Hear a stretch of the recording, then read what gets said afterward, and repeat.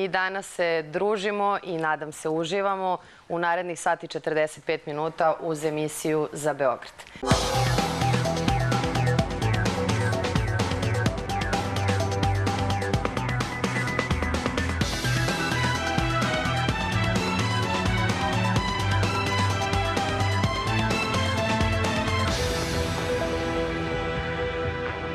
Naša sljedeća tema je umetnost. Kada ste imali dovoljno sreće da ste od Boga ili od prirode nagrađeni jednim posebnim talentom, onda imate tu mogućnost ne samo da stvarate predivna umetnička dela, nego da u svom životu stvarate jednu paralelnu, nekada mnogo bolju stvarnost.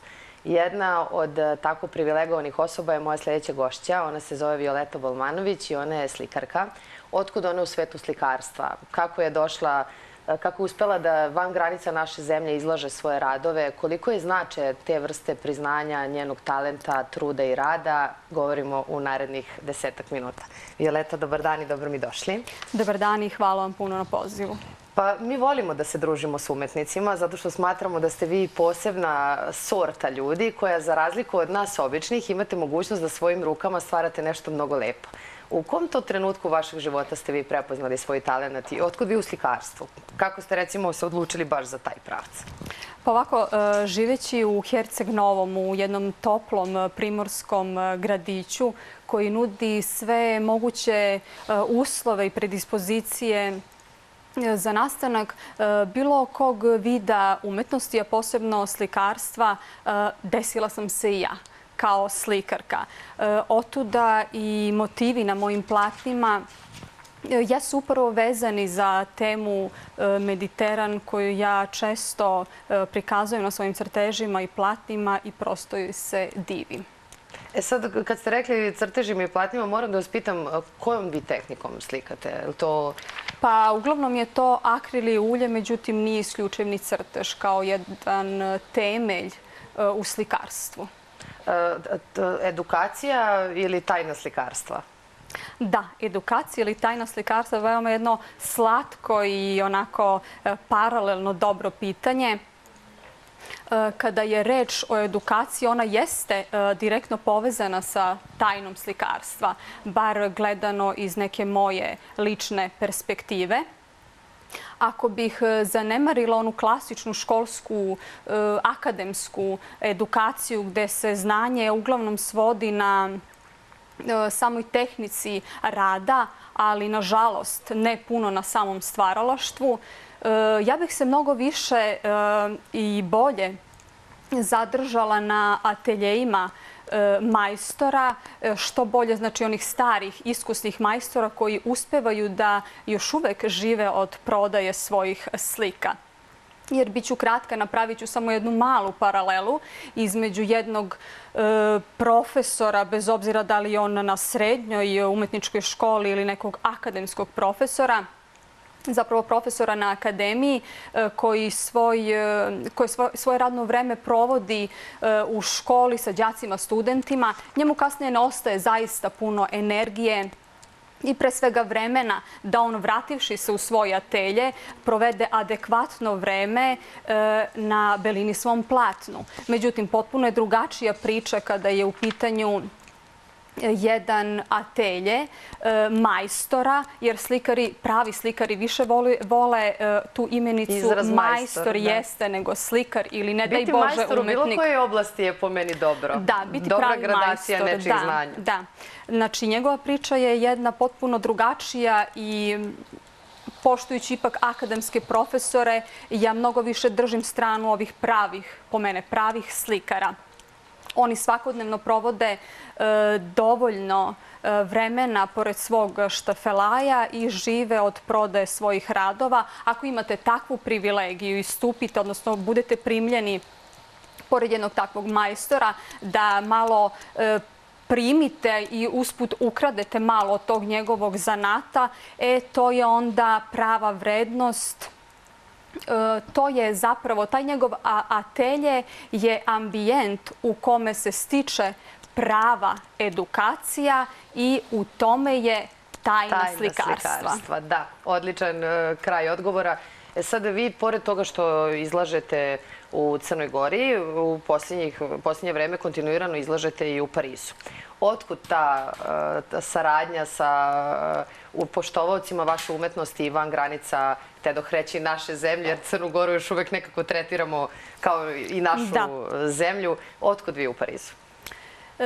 Kontakt sa Parizom, najprije ću krenuti od toga, znači na moju opet sreću i neku životnu privilegiju, moja rođena sestra živi već duži niz godina u Parizu.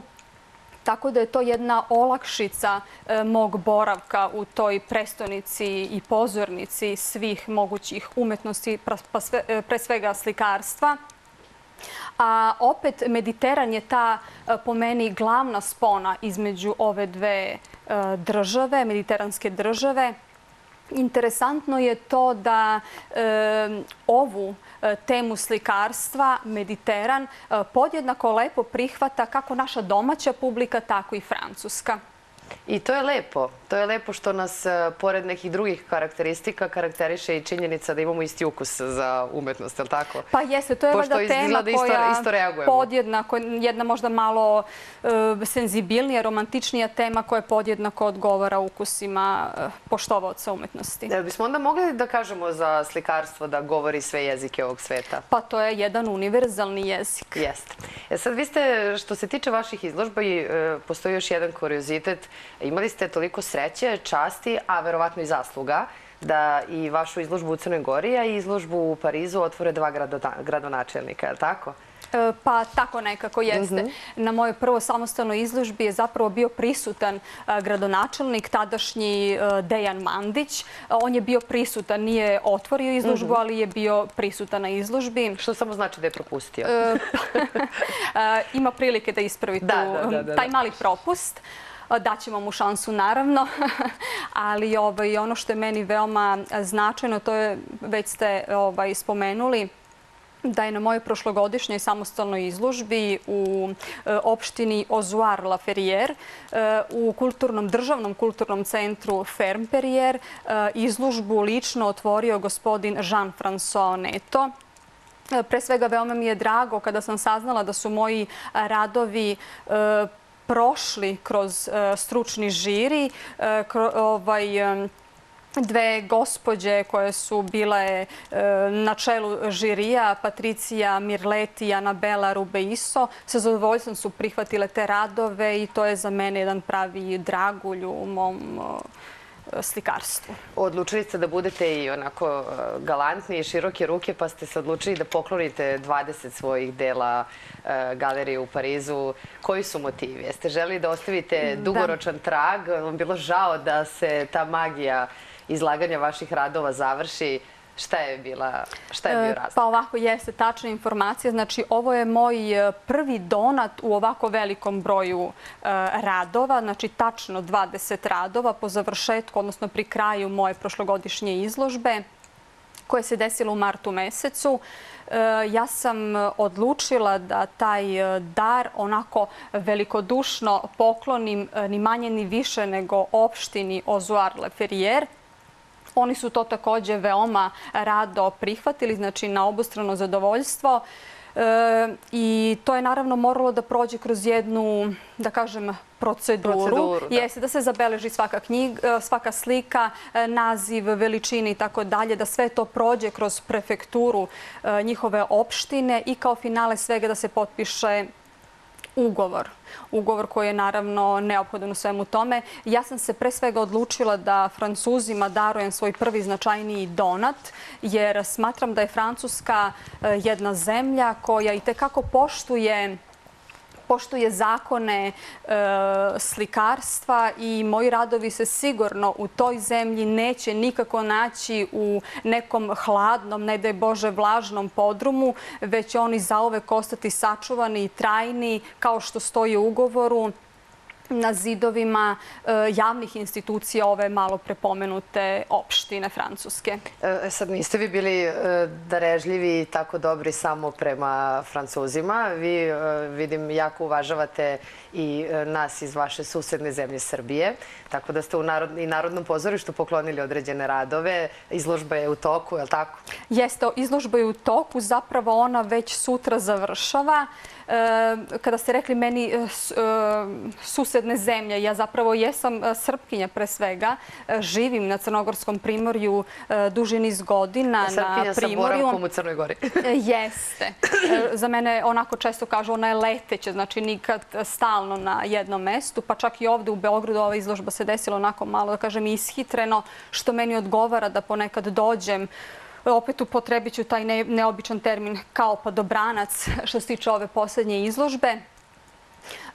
Meni veoma značajno da se ova izložba, ovo je zapravo moja prva samostalna izložba u Srbiji. Drago mi je da se konačno predstavljam svojoj Srbiji, što se izložba dešava u našoj prestonici, u ovom divnom Beogradu. Nadam se da će biti prilike i za Niš, jer ja jesam rodom Nišlika. I ono što je za mene bilo veoma značajno, boravići ovih mesec dana u toj značajnoj i po meni najvažnijoj kulturnoj kući, znači u Narodnom pozorištu u Beogradu, ja sam shvatila da tamo ljudi itekako poštuju umetnost, da je umetnost itekako raširena u toj kući. Radove, znači, prvenstveno posmatraju svakodnevno ljudi koji rade u toj važnoj kulturnoj instituciji. I ja sam se odlučila da kad mogu Francuzi, što onda ne može i neka naša kuća da primi jedan takav dar. Naravno, za sada nisam bila spremna u nekoj tako većoj meri da darujem te svoje radove, ali sam odabrala jedan veoma lep, interesantan rad, također iz ciklusa Mediteran i sada mi je jako drago da se moja slika nalazi u ovako važnoj kulturnoj instituciji u Narodnom pozorištu. Ja sam potpuno sigurna da je zadovoljstvo obostrano. Također sam utiska da nismo stigle sve da ispričamo. Kad ovako uđemo u neke lepe teme i kad razgovor teče ovakvim tokom, onda na minuti mnogo brzo prolaze. A imamo stroge minutaže, tako da ćemo se ovako javno nas dve dogovoriti da se vidimo bar još jednom, jer mi se čini da dugujemo gledalcima da zaokružimo cijelu ovu priču o tvom slikarstvu i o svemu tome što si postigla do sada. A meni je ostalo taman toliko vremena da ti se zahvalim što si danas došla i što si ulepšala i ovom pričom i svojim prisustvom našu emisiju za Beograd. Hvala vam još jednom na vašem pozivu. Vidimo se uskoro.